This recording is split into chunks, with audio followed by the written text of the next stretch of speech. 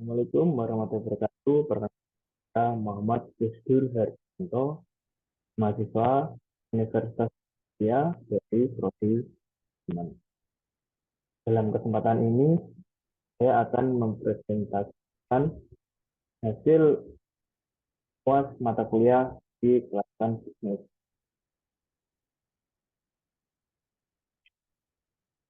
Terisi dari presentasi ini, yang pertama, pendahuluan, yang kedua, identifikasi proyek bisnis, yang ketiga, tahap penilaian, yang keempat, tahap implementasi. Pertama, pendahuluan. Belakang ini Liz Taylor hadir karena tingginya minat masyarakat mengikuti model yang terkini. Minimnya layanan di wilayah Sangel, Tuban, Jawa Timur, Liz Taylor hadir untuk memenuhi dan melayani berbagai permintaan model baru dan kebutuhan konveksi sesuai dengan keinginan konsumen. Usaha jasa jahit dan toko ini nantinya juga akan memiliki dampak positif untuk masyarakat. Liz Taylor memberikan dampak positif ini lowongan pekerjaan bagi masyarakat sekitar yang belum memiliki pekerjaan, dan reseller dapat dipastikan memiliki peluang bisnis yang bagus di masa sekarang dan yang akan datang. Selanjutnya, tujuan dari dibangunnya bisnis ini. Yang pertama, memudahkan konsumen agar memperoleh layanan tailoring yang memuaskan dan berkualitas. Dan yang kedua, memberikan keuntungan dan membuka lapangan kerja bagi masyarakat.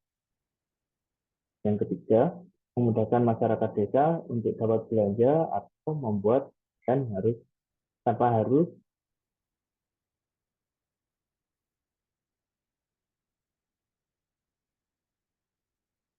Selanjutnya, bab kedua, identifikasi proyek bisnis.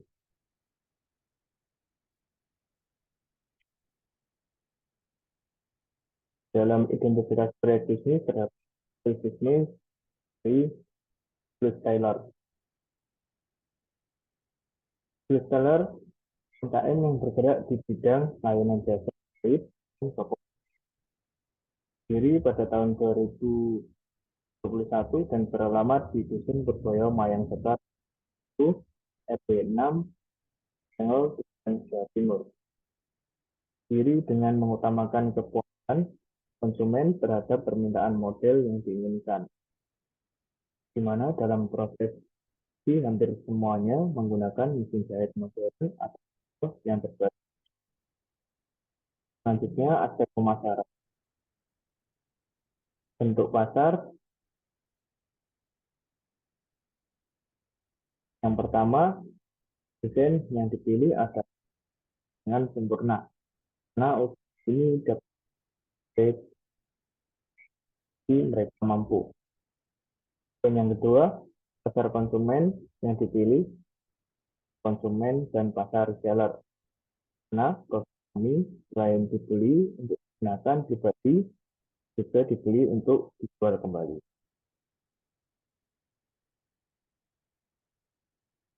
Yang kedua, analisis aspek pasar. Bahwa ini terdapat yang menjelaskan informasi dan data dari analisis itu rinciannya.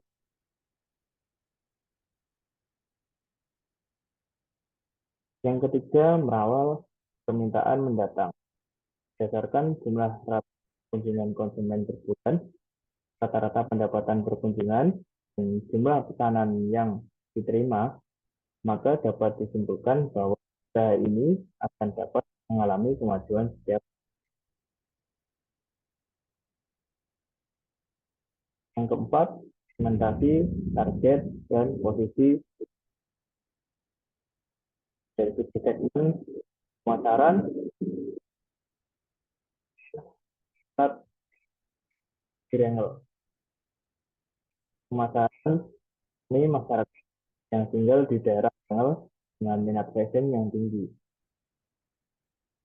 Posisi di pasar, seller memiliki daya minat dan tarik sendiri dikarenakan akses yang mudah, konsumen tidak harus pergi untuk mendapatkan fashion yang tinggi.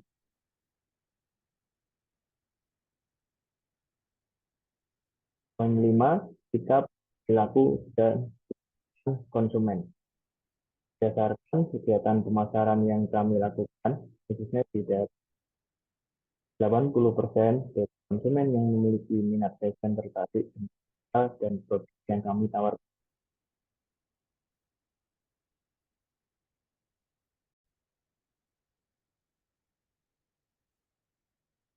Yang keenam, analisis dengan ini menggunakan SWOT.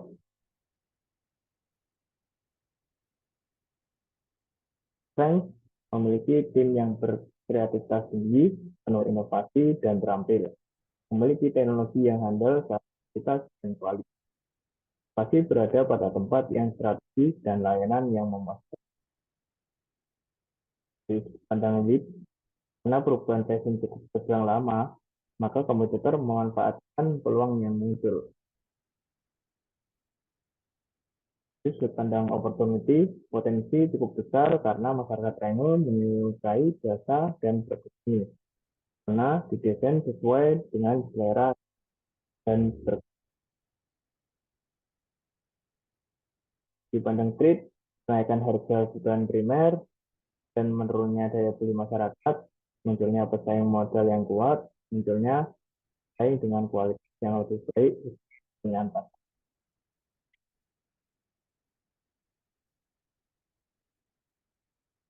Poin ketujuh, bauran pemasaran. Ini terdapat produk, promosi, dan faktor distribusi. Dari segi faktor harga, layanan jasa jahit menyesuaikan dengan permintaan pelanggan. Untuk harga pakaian, besar Rp35.000 hingga Rp150.000. Dari sudut pandang faktor produk, yang dituju dalam usaha ini adalah masyarakat yang tinggal di Tanggal dengan minat yang tinggi. Produk yang dihasilkan akan didesain berdasarkan tren yang ada di media sosial, mengikuti influencer. Promosi yakni menyebarkan flyer atau brosur mengenai produk yang dihasilkan, pengenalan produk pada masyarakat channel nasional maupun mancanegara. Promosi dengan menggunakan metode mulut ke mulut maupun online menggunakan media sosial yang kekinian dan bekerja sama dengan instansi yang mengadakan event-event pameran. Faktor distribusi yakni proses pendistribusian produk yang dihasilkan dilakukan dengan memanfaatkan agar efisien.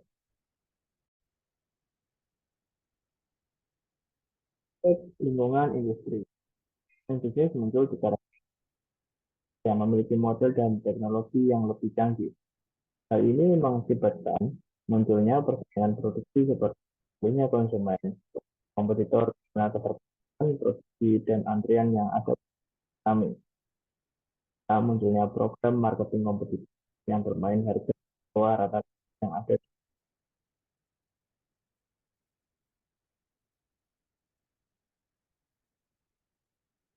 Dari segi aspek teknis dan teknologi.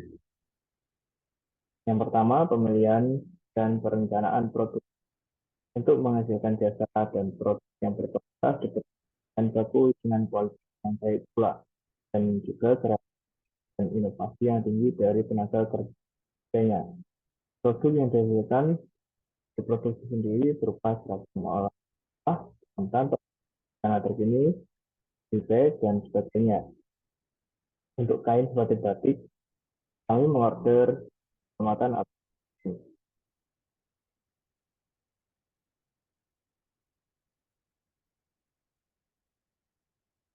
Untuk proses pembuatan seragam dilakukan dengan tahap. Pertama-tama melakukan pengukuran, memotong potongan sesuai ukuran, selanjutnya memotong bahan kain, dan menjahit bahan kain yang telah dibuat polanya sesuai dengan potongan depan belakang, menyatukan potongan lain untuk menjadi yang diinginkan, melakukan pemasangan kancing, membuat lubang kancing, dan beberapa tambahan lainnya yang diperlukan. Yang kedua, pemilihan teknologi. Untuk membuat pakaian, teknologi yang digunakan yaitu menggunakan mesin jahit yang modern serta pemilihan alat bantu jahit seperti jarum dan benang yang dalam memenuhi kebutuhan konsumen. Dapat pula mesin obras, mesin edit, mesin kancing, mesin lubang kancing, mesin sablon, mesin sport. Yang ketiga, perencanaan jumlah produksi. Dengan pemilihan teknologi yang modern, maka produk yang dapat dihasilkan akan memangkas waktu produksi sehingga tidak terjadi antrian panjang dalam proses layanan jasa. Untuk yang akan dipasarkan mengikuti minat pelanggan serta mengacu pada formula dengan metode untuk mengendalikan ketersediaan. Yang keempat, perencanaan tata keuangan. Toko, ruangan produksi, dan gudang saling bekerja untuk mempermudah pengawasan yang sedang bekerja. Pun rencana tata letaknya yaitu gudang berada di tengah-tengah, di bagian depan terdapat pemasaran atau toko, dan di bagian belakang terdapat area produksi. Juga proses memudahkan dalam distribusi. Jadi, mencegah gudang, yang terakhir siap untuk sejarah.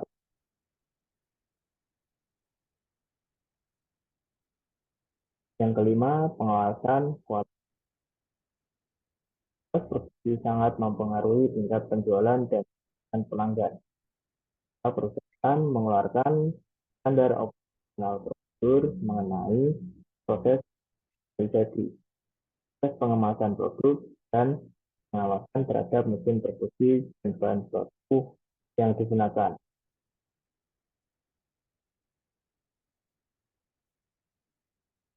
Dari segi aspek manajemen dan sumber daya manusia, perencanaan atau planning, perencanaan jangka panjang, pengusaha harus bervisioner untuk kelangsungan hidup usaha selamanya.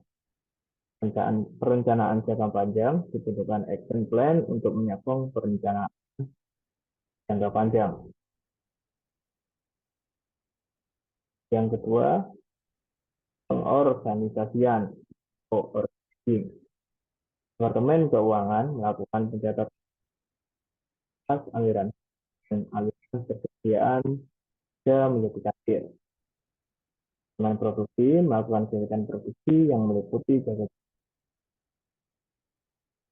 Departemen Pembelian melakukan kegiatan pembelian bahan baku serta dan yang demi kelangsungan operasional.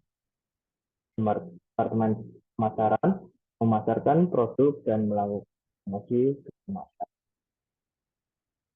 Bentuk organisasi usaha ini adalah memiliki ciri seperti jumlah karakteristik, organisasi kecil, kawan saling mengenal, dan masih. Selanjutnya ada poin 3 dan 4. Di poin 3, pengarahan Tim dalam fungsi aksi manajemen akan melaksanakan rencana yang dibarengi dengan mengarahkan dan menuntun kegiatan perusahaan menuju sasaran perusahaan dalam menjalankan bisnis. Tim mencakup kemampuan manajemen dalam memotivasi, mempengaruhi, mengarahkan, dan berkomunikasi dengan orang lain. Poin keempat, pengendalian atau controlling. Pengendalian dilakukan untuk memastikan aktivitas yang dilakukan sudah sesuai dengan rencana strategis yang telah dilakukan.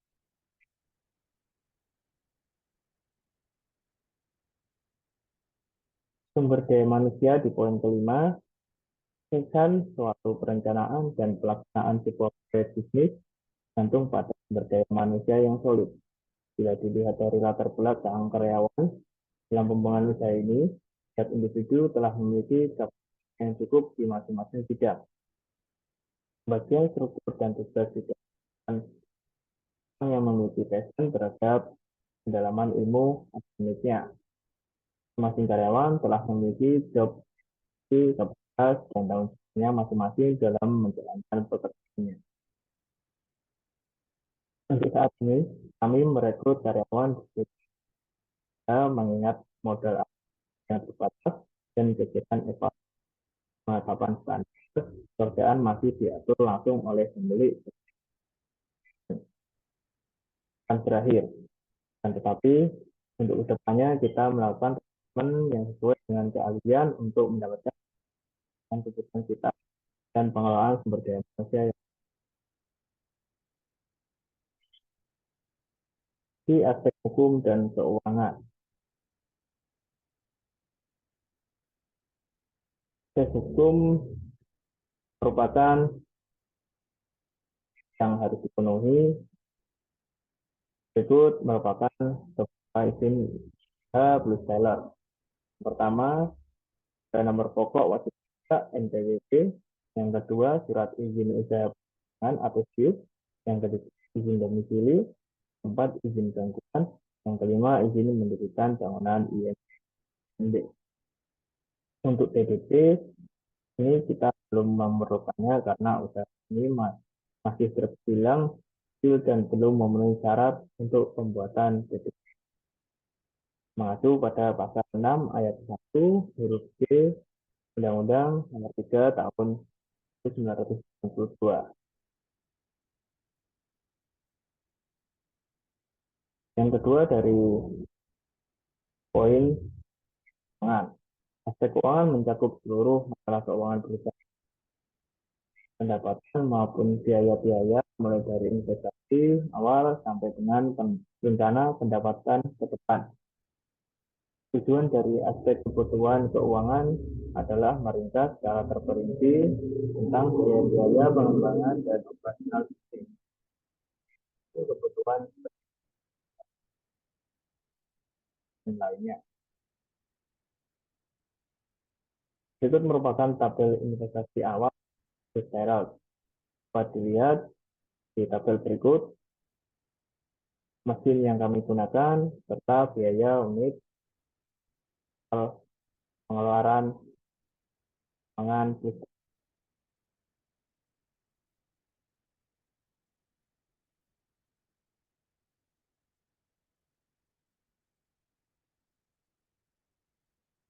total investasi yakni 129.970.500 rupiah.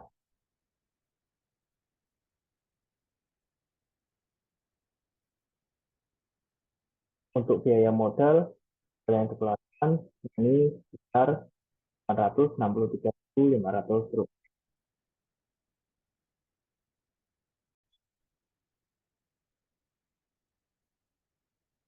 Berikut tabel biaya lainnya. Hitungan per bulan dan per tahun.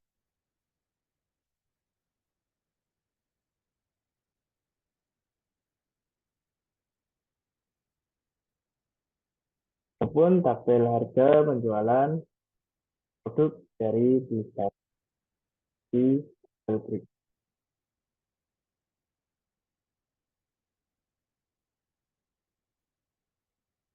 Baik,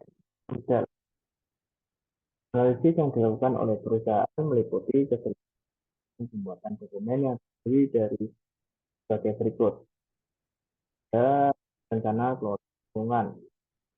Merupakan dokumen yang memuat untuk mencegah, mengendalikan, dan menanggulangi dampak penting lingkungan yang berkaitan dan meningkatkan dampak positif dari rencana usaha kegiatan yang dilakukan berdasarkan produk yang dihasilkan.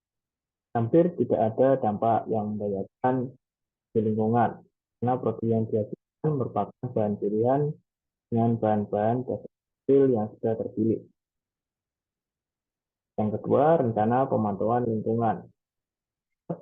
Dilakukan untuk memantau kondisi lingkungan, di mana dampak apa yang akan terjadi jika lingkungan.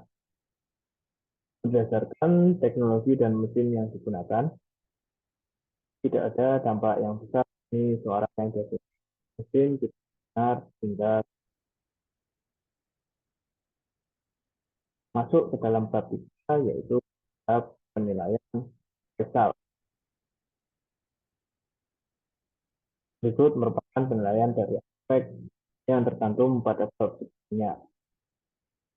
Yang pertama, aspek pemasaran, hasil ya, kesimpulannya usaha kami ini sudah memiliki pasar dan pemasaran yang jelas dan dari aspek lingkungan industri, layak usaha kami layak dijalankan meskipun terdapat banyak kompetisi. Dari aspek teknis dan teknologi, hasilnya layak. Kesimpulannya, teknis dan teknologis yang usaha kami jalankan sudah termasuk lengkap. Ini menunjang kemajuan usaha kami. Dari segi aspek manajemen dan SDM, hasil layak. Kesimpulannya, pembangunan usaha dilakukan secara dengan pembagian tugas dan fungsi yang sudah pemain ilmu di masing-masing individu telah sesuai dengan tugas masing-masing yang telah penyusunan rencana strategi perusahaan dalam menjalankan usaha sudah cukup jelas dan konkret dengan kemampuan perusahaan, sehingga dalam menjalankan usaha yang dilakukan yang dibutuhkan adalah komitmen.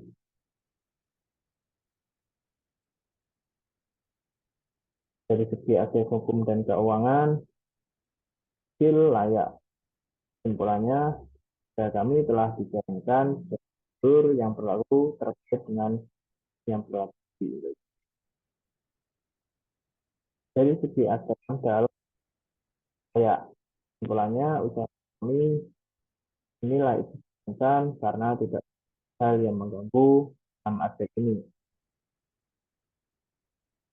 Masuk ke dalam bab 4, tahap implementasi. Berikut merupakan tahap implementasi dari yang pertama.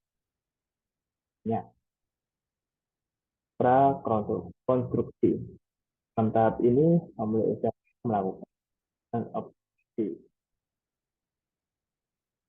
dengan mengambil posisi, mengumpulkan pemilik usaha memiliki ide untuk menjalankan usaha jasa dan akan melihat potensi yang ada. Samping itu muncul ide baru, yaitu membuka pemilik usaha dengan pelan. Masa konstruksi. Masa konstruksi, pemilik usaha melakukan kegiatan dalam pengembangan pembelian sarana yang dibutuhkan. Pemilik usaha melakukan kegiatan promosi seperti yang tercantum dalam proposal. Kita melakukan pengecekan dari segi izin hingga segi keuangan.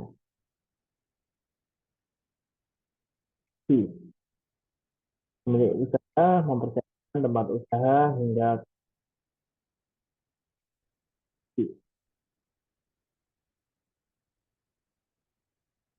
yang keempat, pada masa ini usaha masih berusaha melakukan perkembangan model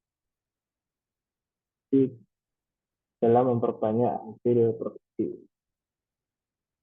Yang kelima, tahap evaluasi. Dalam tahap ini, pemilik usaha melakukan evaluasi terhadap penjualan bulanan, kegiatan pekerja, serta pelanggan.